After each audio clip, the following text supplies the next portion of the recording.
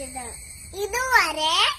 അതുവരെ ബ്രിട്ടീഷുകാരുടെ അനുമതിനാന്നു ബ്രിട്ടീഷുകാരാണ് നമ്മുടെ ഇന്ത്യ ഭരിക്കുന്നത്.